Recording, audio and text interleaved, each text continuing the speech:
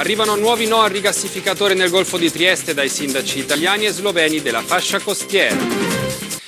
Nuove voci contrarie al progetto triestino del rigassificatore di gas natural vengono dalla vicina Slovenia, dove oggi si sono riuniti i sindaci italiani e sloveni della fascia costiera. Il servizio è di Francesca Vigori.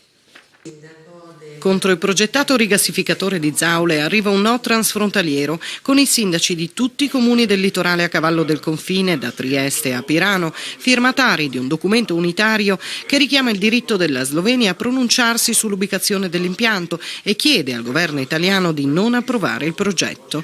Nel municipio di Capodistria i sindaci di Trieste, Mugge Sandorligo e la presidente della provincia di Trieste, assieme ai primi cittadini di Capodistria, Isola, Ancarano e Pirano, hanno ribadito il loro no al progetto, appoggiati anche da alcuni parlamentari sloveni. Un'opposizione omogenea che dura da 10 anni, sin dalla prima domanda di costruzione, pur nell'alternarsi delle maggioranze al governo delle varie amministrazioni locali.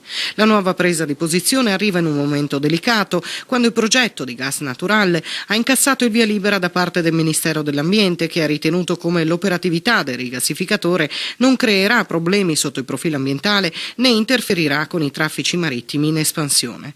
Il prossimo passaggio, previsto in tempi brevi, è l'avvio della procedura per la concessione dell'autorizzazione unica da parte del Ministero per lo Sviluppo Economico.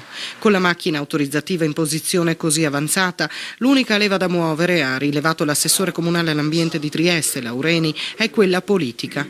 E la partita, come si evince dai contenuti del documento, si gioca anche sul piano europeo. Un regolamento UE del 2013 sulle infrastrutture energetiche transeuropee di interesse comune fa esplicito riferimento al diritto della Slovenia di pronunciarsi sull'ubicazione del rigassificatore previsto dall'Unione Europea in un punto non precisato dell'Alto Adriatico.